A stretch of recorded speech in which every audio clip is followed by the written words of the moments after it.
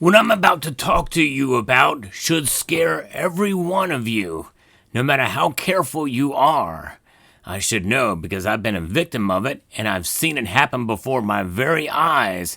This alarming trend that seems to be expanding based off of a news report that I'm going to talk about right now as we explore.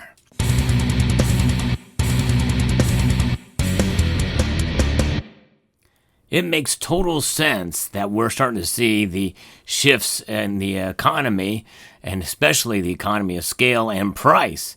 Gold has reached an all-time high well over 20 times over the past year, and it doesn't look like there's much slowing down for it. But even silver has increased in price so much that, it is becoming more and more harder for folks to be able to accumulate a good amount of silver these days, too. And of course it also makes it more economically viable for cheaters to counterfeit silver and gold. And it's hard enough for us to be able to buy our gold and silver. And one of the biggest fears that we have is that we're going to find out that our gold and silver is fake, and it's too late to get our money back from it. I've seen that happen many times. But nonetheless, let's get into what Lauren Moisey says here about the growing trend here with counterfeiting. Before we go there, you can buy from trusted dealers like summitmetals.com. They test all of their stuff. They have very sophisticated methods for sure. So you know that what you get from Summit Metals is going to be the real deal with the lowest prices possible. Summitmetals.com. In a business where value is measured in grams and trust underpins every transaction, security remains a key concern. Yet one threat is often underestimated: the increased sophistication of counterfeit metal products.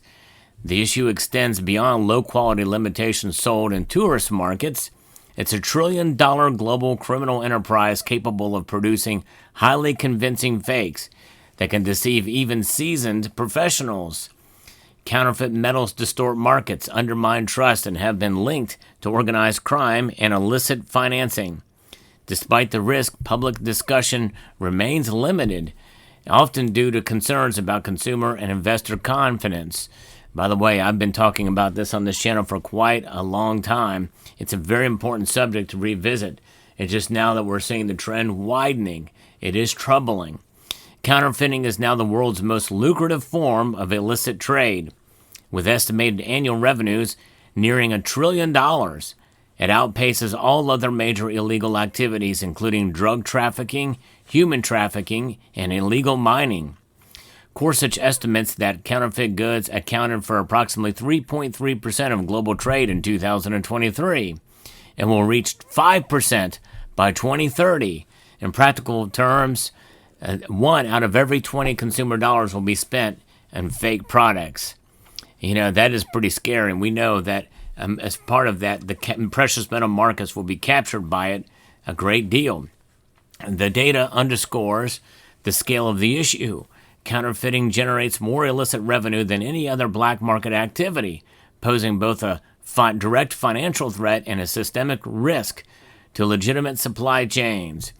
While global counterfeiting statistics are alarming, they don't fully reflect the specific risks facing the precious metal industry. In 2019, more than 1,000 counterfeit gold bars worth over $50 million were discovered in vaults around the world.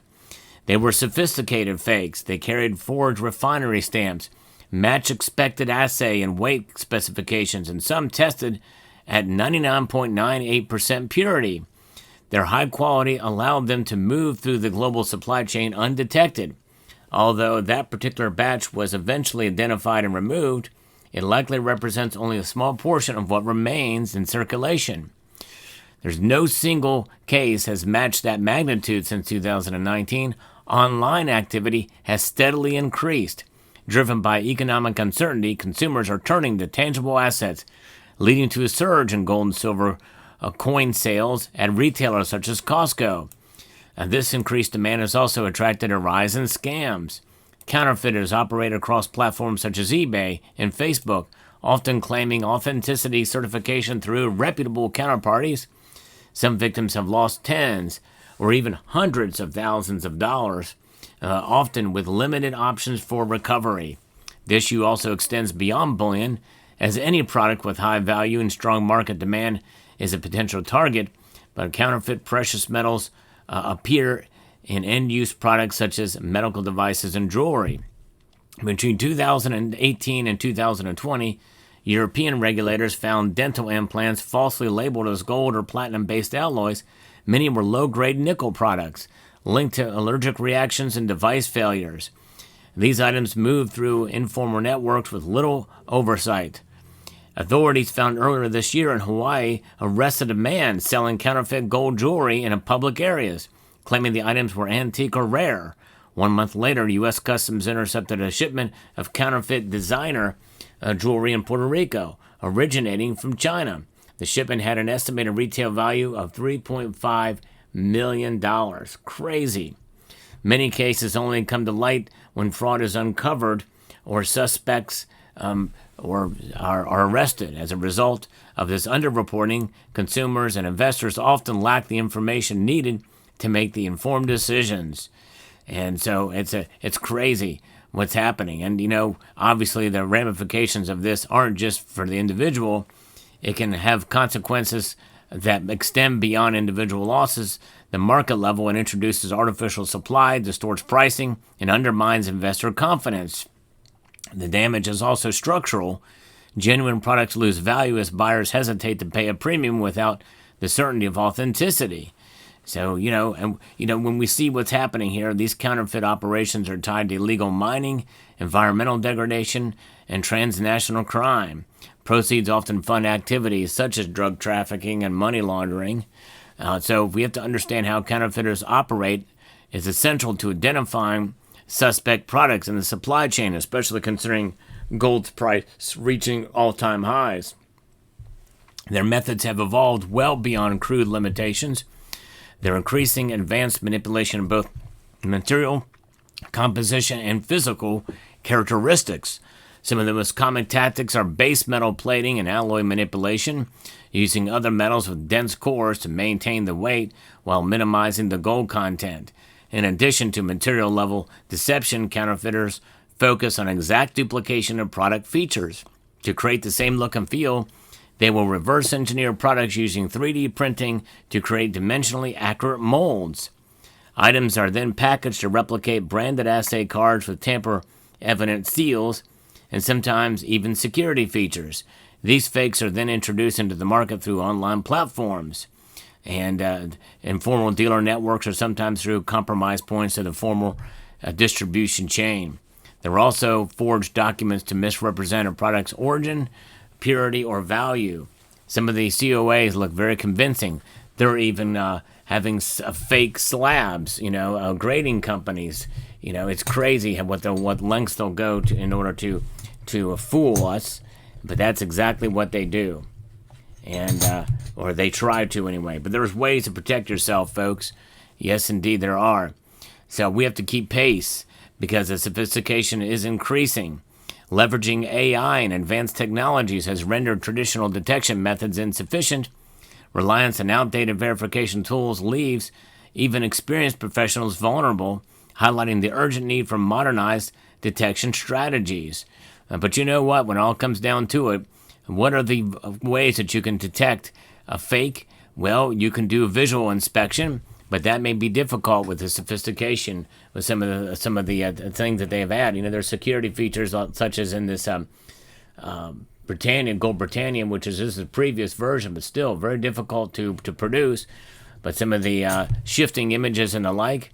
Sadly, this missing reed is one of the most horrible anti-counterfeiting devices ever devised by mankind.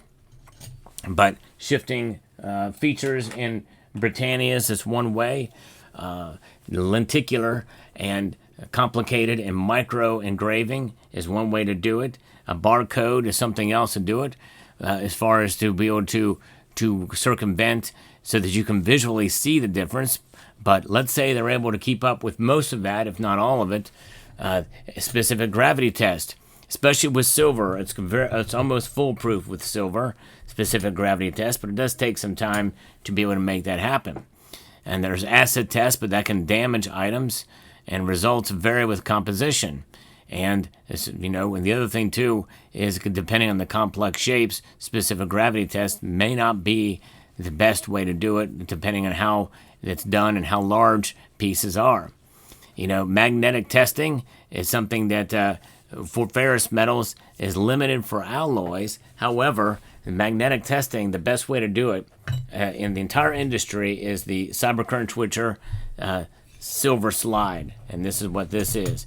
Silver has a very specific fall rate, especially compared to other metals out there. It's very slow, and you can see how slow it is with silver, whether it be 90% or 999, fine. Here's another example of it coming down with a silver dollar. Not quite as slow, but still slow. Copper does have some diamagnetic properties, but there is still a little bit of a difference. The CCT silver slide can be available, and usually if you contact Cybercurrent Switcher here on YouTube, he can point you into the direction to be able to get one from eBay or through a trusted seller here in the United States. The other way to do it, a very inexpensive way, is to use the pocket pinger. To give you, this is how it comes packaged, the link to which is in the description below. It's an affiliate link. This is the most inexpensive way to be able to test your silver. And, alloys will make a difference, but you can tell with the sound that something is silver or not. I think this is practically foolproof in that regard for the amount of price that you pay for it. And you can use the device itself, or you can use a stack stick, which I think is a great way to be able to really tap your silver with no destruction to your silver at all.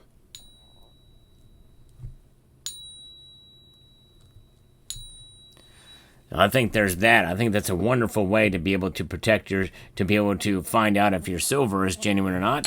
It does work for gold as well, but it's better for silver. But you can do those things, and there's also other advanced technologies. And of course, the best commercial is the precious metals verifier. That is definitely a way to do it, but that is a very expensive device. Others are XRF, are known as X-ray fluorescence. That's surface coating, skews results, and it can only go so deep, deeper though than the precious metals verifier. And then you have what's known as ICP, inductivity coupled plasma spectrometry. That's very expensive, time-consuming, and not ideal on site. So nonetheless, it is good to trust but verify in most cases, but there is ways to be able to protect yourself, and because I think it's going to become even worse. And I've seen it even at one of the local coin shops I visit. They were fooled by some gold bars. I could tell by visually looking at them that they were fake, because they were very busy at the time and were able to take it in, and I had to tell them, don't do that, don't buy those are fake. Saved them a couple of $1,000s, probably $5,000-$6,000, maybe even more at the time. That was when the spot price was much lower. So various different ways to protect yourself, but you must be ever so diligent. So this video serves as a reminder to help you to be aware of fake gold and silver that makes its way, especially with the prices going up. So be diligent, protect yourself, and stack on.